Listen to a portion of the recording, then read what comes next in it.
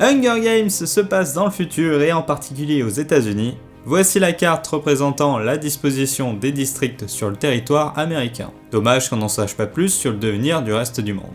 Aujourd'hui partie 2 et on va voir tous les changements qu'il y a par rapport au livre, ainsi que tout un tas d'anecdotes sur le film que j'ai pu trouver. Celle que je trouve la plus ouf, c'est que Jennifer Lawrence n'a tiré aucune véritable flèche durant le tournage. Mais vraiment aucune, pour un peu des questions de sécurité, mais je vous expliquerai ça. Hunger Games, l'embrasement est réalisé par Francis Lawrence, réal qui nous avait déjà pondu des œufs d'or comme Constantine, Je suis une légende et De l'eau pour les éléphants. J'adore ce film. Le réal succède ainsi à Gary Ross et restera pour tout le reste de la saga, même pour le prochain qui sort l'année prochaine. Dans la saga, c'est celui qui a le plus de dialogues venant du livre. Il y a des parties entières du livre où j'avais l'impression de lire le script du film. C'est d'ailleurs pour moi le meilleur de la saga, tant au niveau des bouquins que au niveau du film. D'abord car il y a plein de nouveaux personnages, Johanna, Mags, Finnick. Tous les personnages d'Hunger Games, même les plus petits, sont exactement pareils dans le livre. Prenons Finnick, qui est habillé pareil, qui a les mêmes dialogues, et le déchirement du départ de Mags est le même. C'est impressionnant à quel point tous les personnages collent à ceux du livre. Prenez Katniss, Jennifer Lawrence a ce côté brut de décoffrage et cette douceur rien qu'au niveau du visage. Et j'ai vraiment été attentif aux changements, mais en fait il y en a vraiment très peu. Et le peu qu'il y a, c'est pour simplifier les choses et mieux l'adapter au format cinéma, sans tomber dans des changements qui sont là uniquement pour faire grossir le melon du réal ou pour remplir un cahier des charges. Par exemple, dans l'arène, lorsqu'ils se retrouvent confrontés à la brume acide, dans le livre, ils se retrouvent tous en sous-vêtements, car leur combinaison se désagrège. Ça, tu as énormément de réals qui se seraient cachés un peu derrière l'adaptation du livre, qui auraient fait exactement pareil pour justifier un peu de mettre leur comédien à poil. On aurait ainsi eu des affiches de ce genre. Là, c'est très bien, car ça aurait sexualisé toute la séquence dans l'arène, et complètement cassé le côté tragique de la situation. Mais certaines choses s'expliquent mieux dans le livre, comme on est dans la tête de Katniss. Prenons le triangle amoureux que je n'ai absolument pas senti dans le film. Pour moi, c'était tellement évident que Katniss et Peeta finiront ensemble dès le début. Et son double jeu avec Gale me saoulait un peu dans le film. Dans le livre, Katniss a décidé de ne jamais avoir d'enfants et de ne jamais se marier, pour ne pas que ses enfants meurent de faim dans le district 12, ou qu'ils soient eux aussi choisis pour les jeux. Et tu vas me dire, ouais mais elle a gagné la première fois, donc elle est riche maintenant. Yes, mais elle explique aussi que très souvent, les enfants des anciens gagnants sont choisis pour les jeux, pour bien montrer qu'on ne gagne jamais face au Capitole. Sur certaines choses, le livre est beaucoup plus noir que le film. Dans le 12, c'est pas rare que les pacificateurs ramassent les corps de gens morts de faim dans la rue, notamment des enfants, ou alors qu'une certaine année dans l'arène, il y avait un tribut qui mangeait les autres tribus. Non, mais vraiment, véritablement un coup de dent en plus. Tu la sens l'ambiance là ? Katniss est face à cette réalité et tombe amoureuse de Peeta un peu sans s'en rendre compte, mais surtout sans vouloir l'accepter vu ce que ça implique. Sans parler du fait qu'elle a 16-17 ans, qu'elle découvre ce qu'est l'amour, que toute sa vie jusque-là était orientée sur qu'est-ce qu'on va manger demain, et tout ça, c'est très difficile à montrer dans un film. Dans ce deuxième film, ils essayent de combler le ratage amoureux du premier film en rajoutant plein de scènes avec Gale. Mais le mal est fait, Jamais durant le reste de la saga, le triangle amoureux ne sera important. Et c'est un peu des grands échecs puisqu'il est vraiment mis en avant au niveau du marketing, mais dans le film, on le sent pas. Alors que dans Twilight, le triangle amoureux s'en sentait vraiment dans le côté marketing, un peu moins dans le film, mais c'était quand même très important dans les films. Il y a quand même un gros chapitre qui n'apparaît pas dans le film, le chapitre 8. Katniss va près d'un lac en dehors du district 12 et elle croise des réfugiés qui font route vers le district 13. Et qui lui raconte un peu tout ce qui se passe en dehors du district 12. Ce chapitre montre bien la répression dans les autres districts, ainsi que la destruction du marché noir, qui amène à une révolte qui est vite écrasée. Et tout ça se déroule avant qu'elle ne retourne dans l'arène. Donc c'est un peu dommage d'avoir retiré tout le chapitre 8. Dans le livre, tout se passe sur plusieurs mois, sur quasiment un an, et je pense que s'ils avaient fait un film de 3 heures, là ils auraient pu caser l'intégralité du livre. Il y a beaucoup de coupures qui concernent des conversations qu'elle a avec Gale, et je pense que ça explique un peu l'échec de créer un triangle amoureux dans la saga. Parce que dans le livre, à chaque fois qu'ils ont des conversations, c'est un peu stérile parce que Gale, il s'énerve à chaque fois que Katniss ne prenne aucune décision concernant leur relation, parce que le pays entier pense qu'elle va se marier avec Peeta, donc si elle choisit Gale, il va avoir un accident. Ce qui est marrant, c'est cette fin où Katniss apprend que le district 12 a été détruit. Et ce final sur son visage, avec ses yeux qui rappellent évidemment Twilight Révélation première partie, qui se finissait également sur le visage et les yeux qui s'ouvrent de Bella, film qui était sorti pile 1 an avant. Donc à mon avis, le réal il a dû le voir. Hein. Il révèle le changement d'état de Katniss, qui passe de la jeune fille apeurée au début du plan, qui apprend la nouvelle, puis on voit dans son visage qu'elle se remplit de haine et qu'elle veut enfin en découdre en acceptant de devenir qui elle doit être. Car jusque-là, elle voulait toujours faire profil bas pour protéger sa famille en jouant le jeu du Capitole. Et on voit dans son regard qu'il est fini le temps de la conciliation. Elle est prête pour se battre. Merde. Wouh, de la chance. Ah, merde.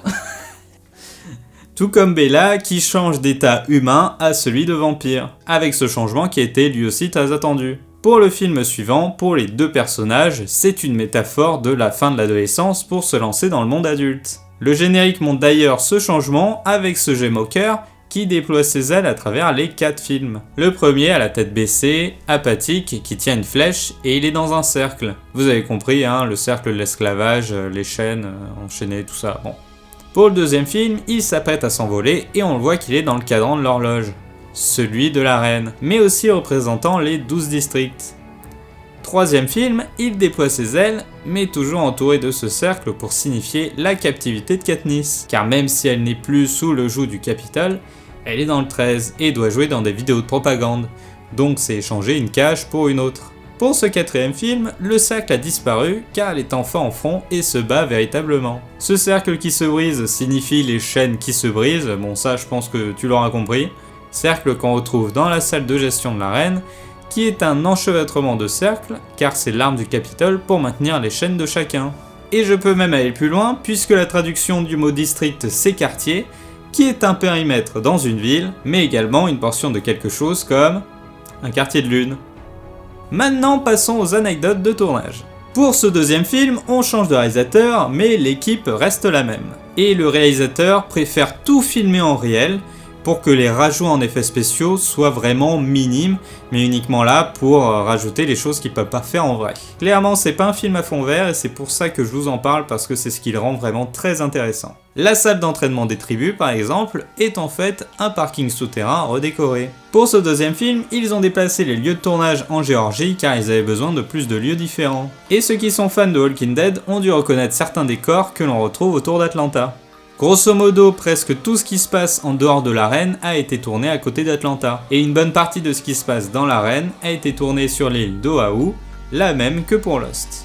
L'hôtel de ville du district 12 fut construit une deuxième fois. D'ailleurs, lorsque Katniss et Peeta font le tour des districts, en fait c'est toujours le même décor mais retravaillé. Et la foule de figurants est la même mais habillée différemment. Le seul décor qui n'a pas bougé, c'est celui du train, où ils ont construit un wagon supplémentaire pour toute cette séquence-là. Wagon que je trouve vraiment super classe. La maison de Snow est la Swan House, bâtiment de 1928, auquel ils ont ajouté le grand escalier et les luminaires sur les côtés.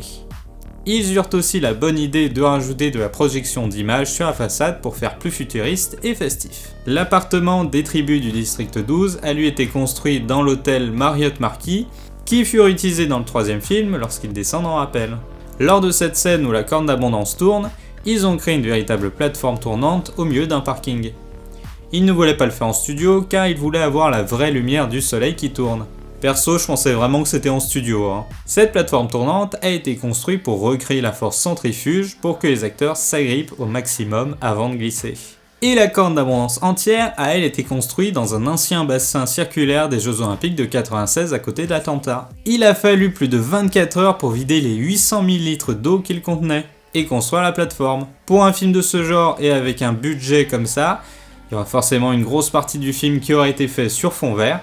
Et là c'est vraiment cool parce que c'est pas du tout le cas. Même tout ce moment-là, ce ne sont pas des décors. Cet arbre par exemple est un figuier qui a plusieurs centaines d'années. En fait, personne ne sait quel âge il a vraiment, mais il est vraiment très protégé sur place. Et ça aussi, je pensais que c'était au moins un accessoire qu'ils avaient construit, qu'ils avaient recréé un arbre directement. Mais non, ils se sont servis du véritable figuier qu'il y a sur place dans la forêt. L'envers de la médaille de tourner sans fond vert, c'est que c'est forcément aussi plus long et beaucoup plus compliqué en post-production.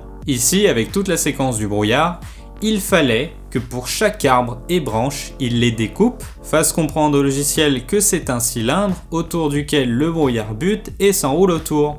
Et ça pour chaque arbre, chaque branche, de tous les plans. Ça donne envie de se lancer dans ce boulot-là, hein. Pourtant, la séquence ayant demandé le plus d'effets spéciaux n'est pas celle-là. C'est celle du défilé des tribus sur les chars, qui a été filmée sur un parking avec quasiment rien de réel. Bon, si vous regardez beaucoup de making-of, vous savez qu'Hollywood utilise énormément ces parkings des studios pour tourner tout un tas de trucs de ce genre, hein. Le réalisateur, pour ce deuxième volet, voulait que les costumes fassent beaucoup plus haute couture. Ils ont ainsi utilisé des robes de marque au lieu de les fabriquer et je trouve que ça se voit. Il y a un sentiment de moins de bricolage au niveau des vêtements et des costumes par rapport au premier. Par contre, ça pour moi, c'est raté, hein. Ce sont les muets, des gens qui se sont révoltés, à qui on a coupé la langue et qui sont devenus esclaves. Mais quand je les vois en arrière-plan, je peux pas m'empêcher de rigoler, hein. Franchement, mais c'est quoi ça ? Au bout de 6 mois à tourner à Atlanta, il est temps de partir pour aller à Hawaï et tourner toutes les séquences qui se déroulent dans l'arène. Et c'est pas du tout aussi idyllique que ça, puisqu'ils passent leur journée à patauger dans la boue et à s'arrêter un peu toutes les demi-heures parce qu'il y a des averses. Bah forcément, c'est un climat tropical. Ils travaillent 6 jours par semaine et le seul jour de congé qu'ils ont, ils le passent à dormir à l'hôtel, hein. Et là, c'est une autre anecdote vraiment ouf que j'ai. Toutes les séquences dans l'arène, aucun acteur ne porte de maquillage. Avec une telle humidité sur place, en fait, ils ont fait quelques tests, mais à chaque fois le maquillage ne tenait pas, donc ils se sont décidés à ne tourner absolument sans aucun maquillage pour tous les acteurs. Et quand ta copine te dira, si elle est belle, c'est parce qu'elle a masse de maquillage sur la tronche, tu pourras lui dire, non, c'est juste qu'elle est belle. Voilà. Et vu qu'on parle de Jennifer Lawrence, elle s'est énormément préparée pour le rôle. Et bien plus au niveau du tir à l'arc pour ce film, parce que comme je vous le disais, elle ne tire absolument aucune flèche durant tout le film. Donc elle devait apprendre à décocher les flèches, à bien viser, à toujours faire bien le geste, car toutes les flèches que vous verrez dans le film sont des flèches qui ont été rajoutées en effets spéciaux. Ouais, je vous jure, je m'y attendais vraiment pas à ça, quoi. C'est vraiment l'effet spécial que je n'ai pas vu. Et tu vas me dire pourquoi ? J'ai pas vraiment trouvé la réponse, honnêtement. Mais je pense que de 1, c'est parce que le réalisateur, il voulait pouvoir changer les flèches au besoin en post-prod, mais également par sécurité, parce que ils sont dans un milieu tropical avec de la boue, ils ont possibilité de glisser un peu partout, donc une tige droite comme ça et dure, ça risquait d'être assez dangereux, je pense. Et chose marrante, c'est que ça ne l'a pas empêché de se blesser et plutôt gravement sur le tournage. Et tu sais comment ? En se frappant elle-même. Ouais, je te jure, hein. Et elle a perdu l'audition pendant 6 jours à cause de ça. Mais le seul moment où vous verrez des vraies flèches durant tout le film, c'est les moments de gros plan où elle s'apprête à décocher une flèche. Où là, pour le coup, elle utilise un arc en caoutchouc qui permettait de pas se fatiguer en gardant comme ça l'arc tendu. Là, pour le coup, elle avait une vraie flèche parce que c'était un gros plan. Et sinon, sur tout le reste, ce ne sont pas des vraies flèches. Et niveau psychologie du personnage, elle s'est aussi énormément renseignée sur le syndrome post-traumatique, dimension bien plus importante dans les livres, mais j'y reviendrai dans le dernier épisode. Concernant son salaire, elle avait perçu 500 000 $ sur le premier film. Là, pour celui-là, c'est 10 millions de dollars. Toi aussi, t'aimerais une augmentation de ce genre, hein ? Moi aussi. La scène avec l'attaque des singes a été particulièrement dure à tourner pour les acteurs, car ils devaient se battre contre rien du tout. Le début de la séquence, il y a bien des gens chelous en combinaison, mais pour tout le reste, rien. Par contre, c'est avec cette séquence qu'ils ont décidé de tourner entièrement toutes les séquences dans l'arène en IMAX. Et c'est ça qui est le plus ouf, c'est qu'à la base, c'était pas prévu. Déjà, il faut savoir que tout ce qui se passe en dehors de l'arène a été tourné en 35 mm classique. Et ils ont utilisé des objectifs des années 60 pour donner un style imparfait et fatigué, mais sans tomber dans le côté stérile et hôpital qu'aurait pu donner le numérique. Et pour tout ce qui se passe dans l'arène, c'est en IMAX. L'IMAX offre une image 10 fois plus détaillée que 35 mm. Par contre, les caméras IMAX font un boucan pas possible, qu'on peut comparer à une machine à café par exemple. À la base, ils pensaient tourner une bonne partie de ce qui se passe dans l'arène en IMAX, mais toutes les séquences d'action en 35 mm, car le réalisateur, il pensait pas qu'on pouvait mettre une caméra IMAX qui est très lourde et très grosse sur les épaules d'un cadreur. Mais la première scène d'action qu'il tourne, c'est celle-là. Il y a un cadreur qui propose de tenter de mettre la caméra IMAX sur son épaule. Il tourne la séquence, il trouve que ça fait bien, et ils se disent, allez, pourquoi pas, on fait tout le reste en IMAX. Et ça c'est très bien, car le 35 mm aurait cassé la continuité de l'IMAX, et on aurait eu des séquences bien moins belles en fait. Et c'est là que j'arrive à l'anecdote la plus ouf, c'est que comme ils ont tout tourné avec les caméras IMAX, qui font un boucan pas possible, je vous rappelle, bah forcément la prise son sur place elle est pas vraiment possible. Donc tous les dialogues du film ont été redoublés en post-synchro. Je vous jure, en VO, tout ce qui se passe dans l'arène a été redoublé. Je vous dis pas le bordel entre les bruits de pas, les bruits de la jungle, les dialogues, les bruits quand ils tombent, quand ils sautent, quand... Oh là là. Mais c'est un taf de fou, hein. Franchement, mais c'est un taf de fou ce qu'ils ont fait sur ce film. Et grâce à l'IMAX, ils n'ont quasiment pas utilisé de doublure. Car 70 mm apporte une qualité tellement incroyable que forcément, même de loin, on capte que ce ne sont pas les acteurs. Donc les acteurs, on peut vraiment dire que pour ce film, ils se sont donnés à fond, hein. Enfin, quoique, non, toute l'équipe, vu le taf de ouf qu'ils ont fait. J'ai d'ailleurs dû acheter la version Prestige, où il y a uniquement la version IMAX dans celle-là. Avec cette transition entre le 35 mm et l'IMAX, qui a été réfléchie en amont et qui est parfaite. Quand je dois prendre un exemple sur l'utilisation de l'IMAX dans les films, c'est toujours ce film que je prends en exemple. Vous verrez, tous les cinéphiles, ils encensent un peu Christopher Nolan d'utiliser l'IMAX, mais quand on creuse un peu dans ces making-of du comment il fait la transition entre le 35 mm et l'IMAX, bah sa réflexion à chaque fois c'est « Ah bah on tournait en intérieur, alors c'était pas possible de tourner en IMAX, alors on a tourné en 35 mm ». Globalement c'est ça, hein, franchement. Alors qu'ici, c'est deux mondes. Celui en dehors de l'arène, étroit, hermétique, encadré par le Capitole et gris avec des couleurs ternes. Et celui à l'intérieur de l'arène, où on doit ouvrir totalement ses sens pour survivre.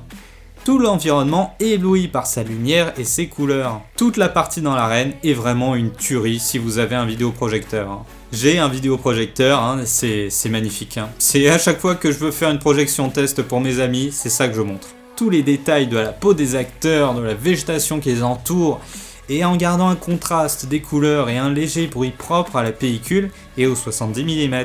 Pour moi, ce Blu-ray IMAX est ce qui a été fait de mieux. C'est un Blu-ray référence. Et lorsqu'on revient à la réalité, le 35 mm rajoute à ce choc de retour au réel, et donc au retour à une société profondément hermétique. Cette perfection de l'image dans l'arène permet aussi de mettre en avant le fait que les décors sont irréels. C'est trop beau pour être vrai, et ça se ressent aussi au niveau musical, avec une musique douce et calme en dehors de l'arène, et qui explose lorsqu'on arrive à l'intérieur. Le son explose et on sent vraiment un gap énorme par rapport au premier film. D'ailleurs, la version Blu-ray 4K de la saga est sortie, et je peux pas vraiment vous la conseiller vu que cette version IMAX a complètement disparu, même pour les versions américaines. Ce qui me dégoûte profondément, hein, mais gardez à l'esprit que ce Blu-ray est une référence. Et maintenant, petit aparté concernant les versions Prestige Blu-ray, y a rien qui vous choque? J'aimerais bien savoir qui est l'abruti qui a décidé de faire une version complètement différente pour le deuxième film. Franchement, les trois ils sont bien, mais il y a celui-là, je suis désolé, mais ça, c'est de la merde.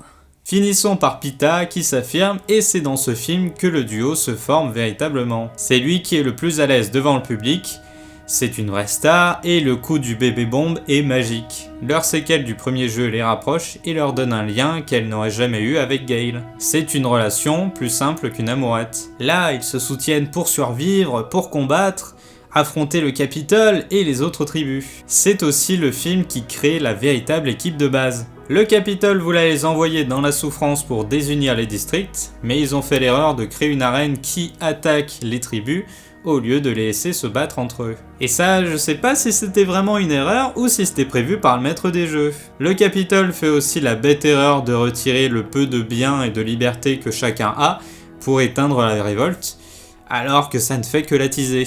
Si vous voulez éteindre une révolte, donnez-leur quelque chose à perdre. Là-dessus, l'explication dans Fast and Furious 5 est parfaite. Ouais, toi aussi, t'auras jamais cru que je pouvais citer Fast and Furious.